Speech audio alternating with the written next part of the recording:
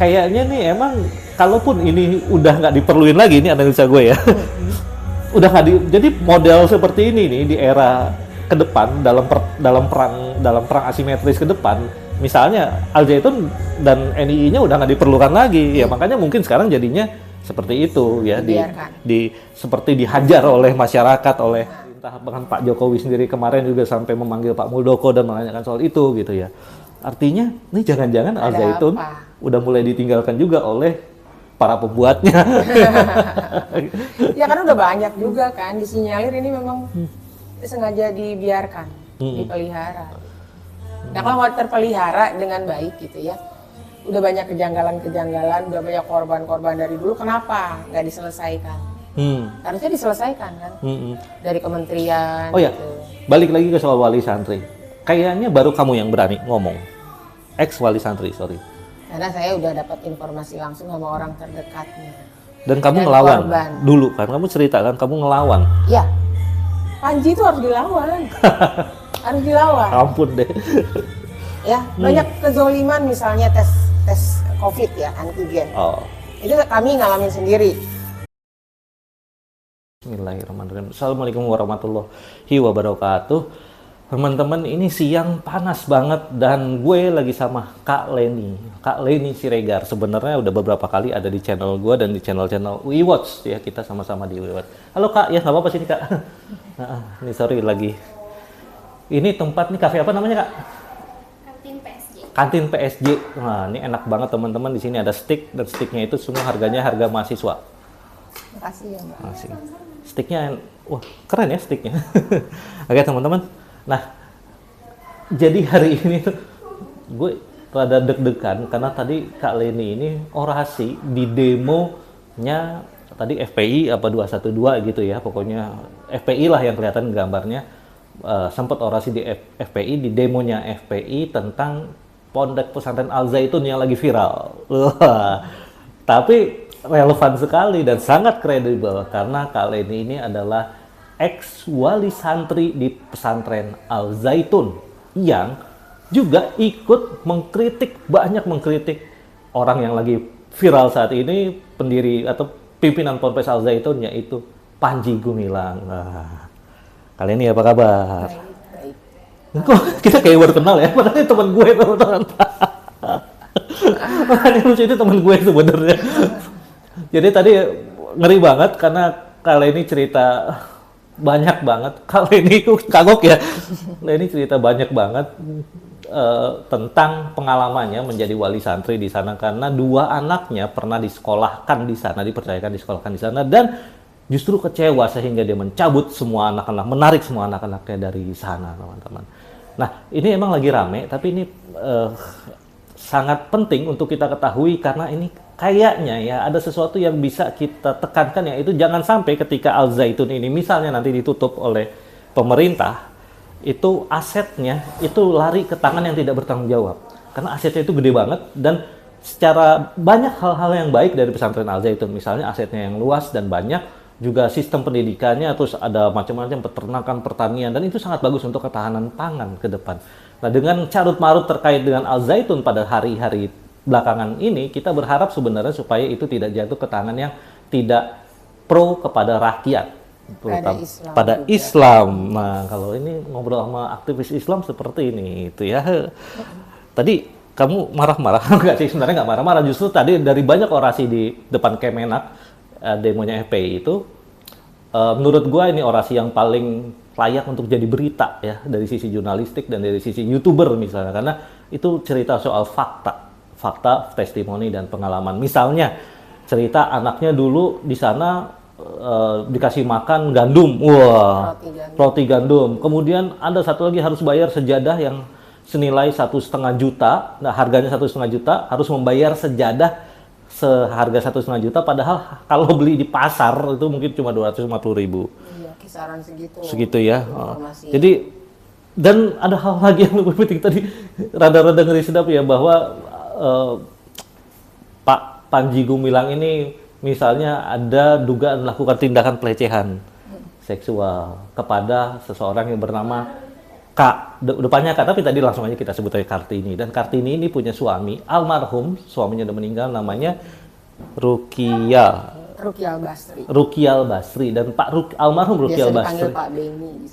almarhum Pak Beni ini cerita banyak ke Leni tentang Panji Gumilang dan sebagainya, dan cerita itulah teman-teman yang sebenarnya kalau diungkap, wah itu seru banget itu.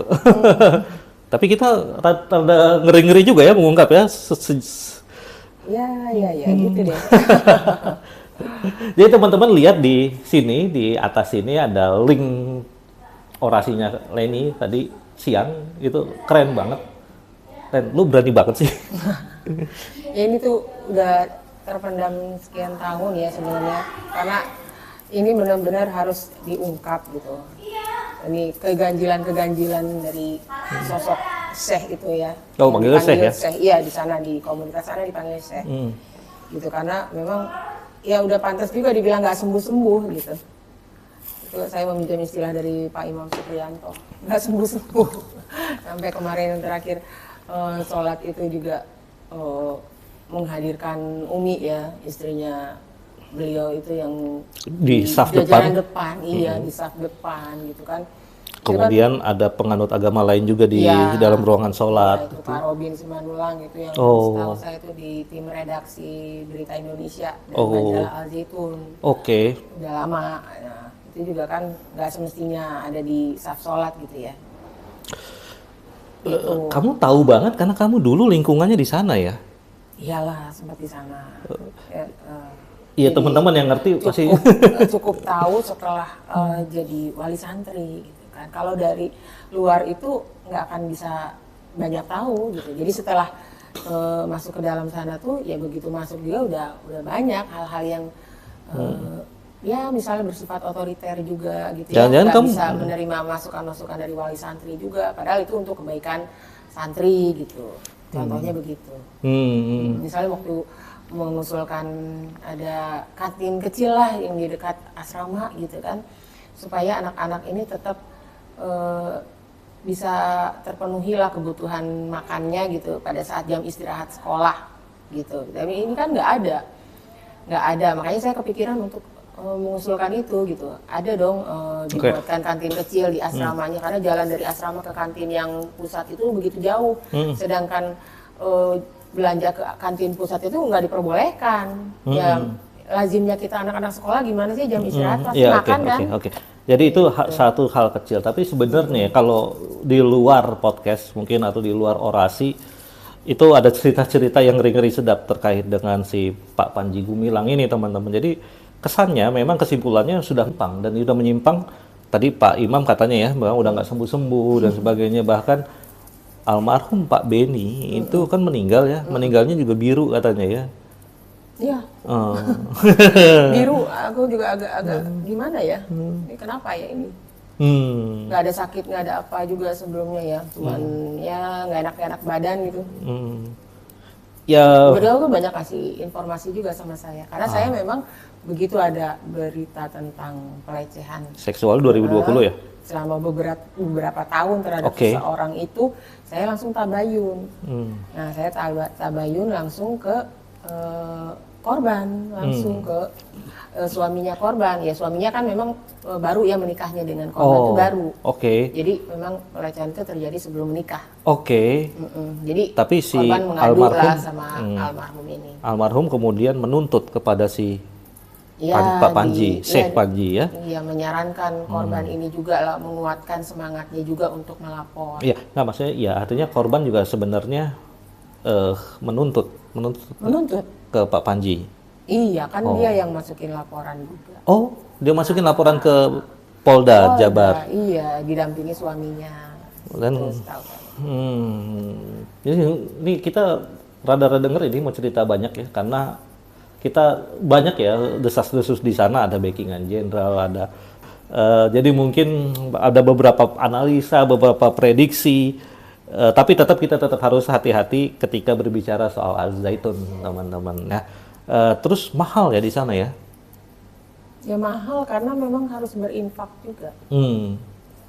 Orang tua santri rata-rata ya sebagian besarnya itu memang berinfak untuk pembangunan tanah. Jadi dengan Berapa? Target kan? Biasanya target.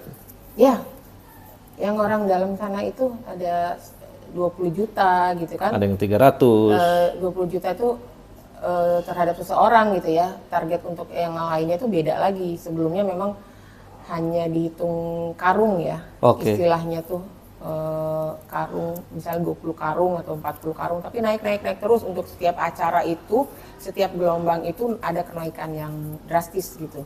Sampai akhirnya 20 sekian juta gitu. Itu yang untuk tahap pertama, namanya Jamas gitu. Jamas, istilahnya Jamas. Jamas singkatan Jalan Dari Menuju Masyarakat Sejahtera.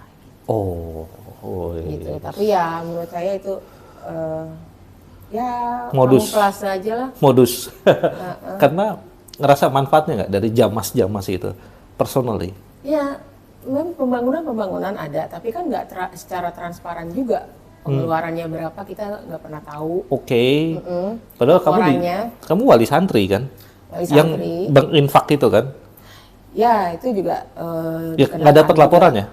Nggak ada. Wow. Jadi dengan apa namanya, sejumlah sekian itu ataupun infak apapun yang dilakukan di sana itu tidak ada laporannya kembali Oke. kepada pegawai penyumbang, gitu ya, penyumbang. semua yang berinfak di sana gitu ya. Yang layaknya yayasan sosial biasanya kan juga terbuka. Ada laporannya. Sampai kemudian ke tahap Jamas tahap yang kedua itu bisa mencapai 300 juta targetnya itu untuk Jamas itu 3 tahun ya? ya, yang 300 juta itu diharapkan sama mereka tuh diselesaikan dalam kurun waktu 3 tahun. Ya, jadi infaknya ditarget ya teman-teman. Tadinya 20 juta, kemudian kalau dia udah selesai kayak cicilan motor. Ya, udah selesai itu masuk ke tahap kedua. 300 juta. Oke, Gitu. ya. Jadi kayak beli nyicil motor, habis itu nyicil mobil lah kayak gitu. Jadi Memang nggak dipaksain tapi tetap ditagih. Gitu. oh, tetap ditagih. Iya. Ditagih. Kalau nggak bayar gimana? Ya tetap di follow up sama mereka. Gitu. Wow. Dibuat acara, dipanggil gitu Oh, kan. dengan baik-baik ya. Tapi nggak sampai mata elang kan? Ya, dibilang intimidasi kekerasan sih enggak ya, Oke. tapi kan secara mental. Secara Gitu. Hmm. Jadi di sana kalau dibilang bayaran SPP apa uang makan ya istilahnya itu nggak beda jauh sih, memang Dengan misalnya kayak Gontor ya, nggak jauh-jauh beda lah ya. nggak jauh beda, Oke. itu masih lumrah. Tapi tetap saja misalnya yang tidak wajar itu yang sifat mubazir itu misalnya buku kalau ada kakaknya sebelumnya di sana, angkatan sebelumnya itu ya semestinya kan kalau memang buku paket itu kan sama aja ya gitu, harusnya bisa digunakan, ini enggak. Jadi unsur bisnisnya masuk lagi di sana gitu. Jadi harus membeli sejumlah buku paket lagi seharga misalnya 1.500.000 gitu untuk satu anak gitu. Oke, itu cerita-cerita yang aman-aman ya. Tadi pas di orasi beliau ini mengatakan itu Panji Gumilang itu merasa dirinya Tuhan. Wah, tapi itu mengutip perkataan almarhum Pak Rukial, Rukial Basri, ya Gitu. salah satu orang dekat. orang lingkar dalamnya, Ring satunya dari Syekh Panji Gumilang di sana, yang sayangnya sudah almarhum. Ya. Jadi Pak Rukial begitu ya cerita bahwa seringkali Pak Syekh itu mengatakan dirinya seperti itu. Oh. Ya mengatakan ya itu pas lagi bincang-bincang sama dia berdua gitu ya. Ya lebih terbuka lah. Karena Panji ini kan susah juga gitu ya didekatin, walaupun ring satu juga susah gitu. Oh gitu. Karena beliau ini dekat gitu kan sejak 2018 kalau nggak salah tuh dia dari Amerika. Dia pindah ke Zaitun gitu. Dia ditempatkan di sana. Pak Rukial ini. Ya, Rukial Basri ini. Basri. Jadi lebih dekat, sering bincang-bincang berdua gitu ya. Ada obrolan-obrolan seperti itu gitu ya. Mengaku Tuhan gitu. Oke. Itu. Dan Pak Rukial juga sebenarnya miris juga karena jajaran pegawai-pegawai atau yang orang-orang terdekatnya pun bahkan di sana sering misalnya ada jamuan makan apa gitu ya yang bisa dibilang cukup mewah lah ya gitu, tapi tidak dirasakan sama pegawai-pegawai di sana gitu, jajaran bawah gitu. Itu yang membuat beliau tuh berontak juga gitu. Oke. Jadi banyak bercerita. Jadi sayang sekali ya Pak Rukial sudah almarhum. Kalau ada mungkin bisa bercerita banyak. Tapi kalau dengar tadi cerita dari Leni, Pak Rukial ini sebelumnya di Amerika dan menjadi aparat ya di sana ya malah. Di sana sempat beliau bilang sebagai anggota K9. Waduh. Anjing pelacak itu ya, polisi anjing pelacak ya. Iya, Jadi artinya kan agak- bukan orang sembarangan nih Pak almarhum Pak Rukial ini. Aku rasa bukan orang sembarangan beliau. Iya, dan sepertinya lingkungan dalamnya juga lingkungan ring satunya Syekh Panji Gumilang juga bukan orang-orang sembarangan, bukan dosen biasa, jangan. Karena soalnya bukan dari kita aja yang merasakan powerfulnya dia gitu. Dari iya. MUI Indramayu kalau nggak salah ya, itu juga merasakan demikian susah gitu Mas. Bahkan kemarin kalau teman-teman lihat di berita-berita ya bagaimana dipanggil oleh Pemda Jawa Barat, oleh tim investigasi dari Pemda Jawa Barat, dan dia datang sebentar aja ke gedung sate, udah gitu 1 jaman gitu, udah gitu keluar gitu. Dan itu cuma minta ke tim investigasi untuk memberikan daftar pertanyaan. Yang ditanyain apa? Jadi Yang arogan sih. jadi dia ini itu. siapa yang berkuasa? Kelihatan ada power di situ. Kelihatan bahwa tim investigasi Pemda Jabar itu justru dalam posisi yang menurut saya itu agak low powernya dibandingkan si Pak Panji Gumilang ini gitu. Artinya Pak Panji Gumilang dengan bangganya, dengan PD-nya berarti dia memiliki sesuatu. Iya. Bisa dibilang backing ya. Backing. Orang umum bilangnya backing. Dan teman-teman udah rame ya soal siapa backingnya, ya katanya ada Pak inilah, Pak itulah ya. Tapi menurut gua yang gua tahu, ini pasti lebih dari soal itu. Ini ada Ada sesuatu. keterlibatan internasional. Iya, bisa jadi. Karena belakangan, tahun-tahun belakangan tuh Israel mulu gitu. Iya. Iya. Oh. Ya lagu-lagu Israel, segala sesuatu yang berbau-bau Israel gitu kan. Kenapa jadi kesana itu sebelum Pak Rukial meninggal. Oke. Dan Bahkan beliau sempat promoin soal itu juga. kemarin di catatan demokrasi kalau nggak salah gue ngeliat gitu juga si Pak Imam itu cerita soal itu, ya dia menyebut juga kata negara itu gitu yang terlibat. Wow. Itulah. Makanya ada apa gitu. Kami juga sebenarnya sebagai wali santri janggal gitu. Artinya teman-teman, negeri kita belum sepenuhnya berdaulat, gitu kan. Dengan fenomena Al Zaitun seperti ini, banyak faktor ya, bisa saja sebuah penyesatan ajaran, Iya. bisa juga sebuah pengendalian teritorial tertentu, meskipun kita belum tahu benar atau enggaknya, tapi yang jelas ini menjadi sebuah polemik yang meresahkan saat ini. Meresah. Ya. Jadi solusinya, tapi tetap ya teman-teman, ini kan udah kejadian nih si Al Zaitun ini ya, yang katanya selalu dikaitkan dulu dengan KW9, nah, komandan di wilayah 9, nah dengan NII gitu ya. Nah, jadi kayaknya nih emang kalaupun ini udah nggak diperluin lagi, ini analisa gue ya, udah nggak jadi model seperti ini nih di era ke depan dalam perang asimetris ke depan. Misalnya Al Zaitun dan NII-nya udah nggak diperlukan lagi, ya makanya mungkin sekarang jadinya seperti itu ya, seperti dihajar oleh masyarakat, oleh entah bahkan Pak Jokowi sendiri kemarin juga sampai memanggil Pak Muldoko dan menanyakan soal itu gitu ya. Artinya ini jangan-jangan Al Zaitun udah mulai ditinggalkan juga oleh para pembuatnya. Ya kan udah banyak juga kan disinyalir ini memang sengaja dibiarkan, dipelihara. Nah kalau mau terpelihara dengan baik gitu ya, udah banyak kejanggalan-kejanggalan, udah banyak korban-korban dari dulu, kenapa nggak diselesaikan? Harusnya diselesaikan kan, dari kementerian. Oh ya, gitu. balik lagi ke soal wali santri. Kayaknya baru kamu yang berani ngomong, ex wali santri, sorry. Karena saya udah dapat informasi langsung sama orang terdekatnya. Dan kamu Dan ngelawan korban. dulu kan, kamu cerita kan kamu ngelawan. Ya, Panji itu harus dilawan, harus dilawan. Ampun deh. Ya, banyak kezoliman misalnya tes COVID ya, antigen. Oh. Itu kami ngalamin sendiri.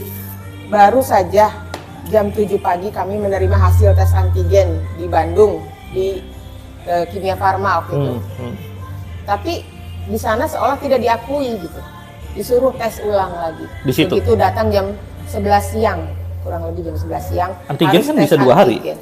Ya bisa berlaku 7 hari. Waktu itu ada tulisan kecilnya, catatan kecilnya. 7 hari? Berlaku 7 hari. Nah kenapa di sana harus tes lagi? Saya pikir karena memang sudah sebelumnya itu ada tren bisnis gitu ya, tren uang. Jadi ya memang saya menduga memang indikasinya ke uang lagi. Dan ini kezoliman yang dirasakan juga oleh pegawai-pegawai sana. Baru keluar 2 hari dari lingkungan situ, begitu masuk harus tes antigen lagi dan bayar. Kalau nggak bayar nggak apa-apa, kan bayar. Tapi overall di Al Zaitun sendiri, dari pengalaman kamu, anak kamu di sana kan 3 semester yang laki-laki, yang perempuan 1 semester. Nah itu benar nggak sih pendidikan Islamnya di sana yang diberikan kepada anak? Yang diberikan ke anak-anak insya Allah benar ya, dari ustazah-ustazah, dari ustadz-ustadz, karena memang di sana kan nggak boleh terlepas juga dari Kementerian Agama, kurikulumnya harus sesuai, kalau nggak sesuai ya ditutup, karena itu kan pendidikan, institusi pendidikan resmi, itu sesuai, tapi ya pada kenyataannya ada juga diselipkan juga gitu. Ya contoh-contoh yang viral nih, yang seperti yang banyak diceritakan oleh Ken Setiawan dari NII Center, soal dia nganterin anak-anak santri dugem lah, pacaran lah, sebagainya lah ya. Tapi kemudian kemarin kalau di catatan demokrasi dibantah oleh salah satu alumni, yaitu Muhammad Iksan, yang mengatakan enggak, tetap pendidikannya Islami. Yang masalah itu Ken Setiawan, yang masalah itu Panji Gumilangnya, Ken Setiawan NII Center. 3 atau 5 tahun lah. Itu tuh nggak ada apa-apanya sebenarnya. Oke. Karena di sana teman-teman kalau mau climbing to the top 1 tahunan, kemudian di tingkat teritorialnya udah tinggi, dan kemudian infaknya harus gede, benar nggak? Ya, dapat posisi. Dapat posisi. Itu kan untuk laki-laki ya. Dan sudah menyekolahkan. Saya kan sudah merasakan menyekolahkan di sana itu bisa tahu gitu kan jajaran atasnya itu seperti apa, menerapkan aturan seperti apa, bagaimana mereka berkomunikasi dengan wali santri. Kan bagi raport aja ya gitu. Kita nggak dikumpulkan semua wali santri agar nggak ketemu, karena kalau ketemu itu bisa jadi bergosip mungkin ya, yang dicegah sama Panji gitu ya, bergosip kemudian melawan, itu yang sangat dihindari sama dia. Jadi gitu teman-teman, ini adalah satu komunitas unik yang kita banyak ceritanya tentang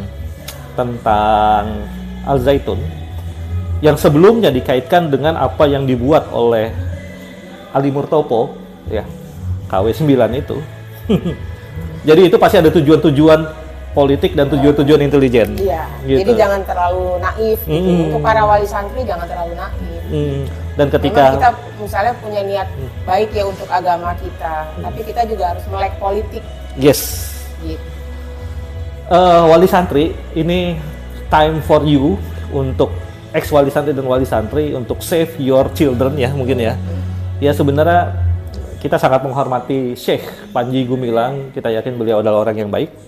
Ya, ke depan ya, insya Allah kita doakan masih bisa bertaubat. Ya, amin. Kita yakin orang ya. Baik, tapi kalau masih bisa bertaubat. Ya. Kita yakin ya, akan insya Allah ada hidayah dari Allah ya. Untuk kita semua, bukan hanya Panji Gumilang gitu ya. Terus ya speak up lah wali santri ini, kita pengen beresin, dan yang paling kita takutkan itu ya Len ya, kalau kasus ini menggelinding, Ponpes Al Zaitun dan jaringannya dan seluruh asetnya diambil oleh siapa, nggak tahu, mungkin negara, tapi nanti negara ngasih ke siapa? Negaranya siapa dulu? Nah itu maksudnya, ini kan ada aset umat. Kan kemarin juga Al Haidar misalnya di catatan demokrasi cerita, saya nyumbang berapa, dia bilang 1 miliar apa berapa gitu. Kamu juga kan nyumbang juga kan?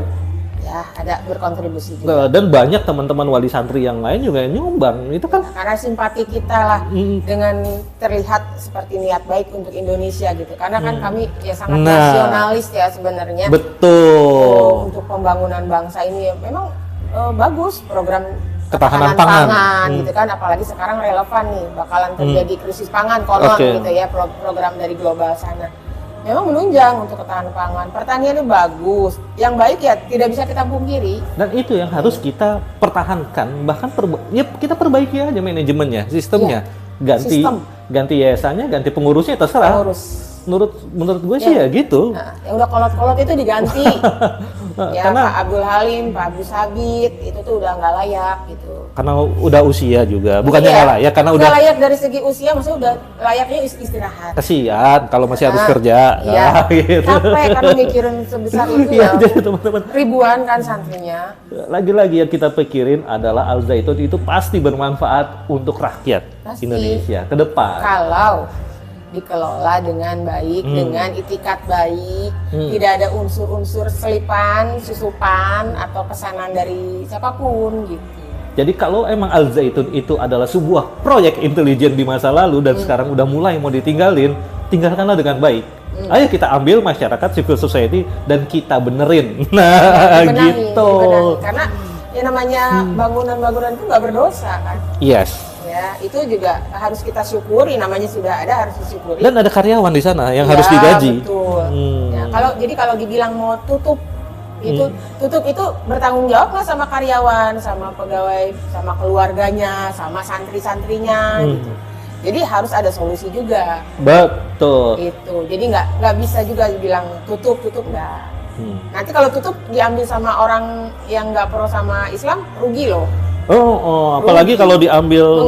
Membangun semegah itu tuh nggak mudah, butuh pengorbanan. Gue kadang-kadang mikir ya, itu Indramayu. Jalur kereta cepat lewat di situ nggak ya? Ya kan ada ini juga dekat situ apa bandara internasional. Jadi tempat pre-wedding sekarang.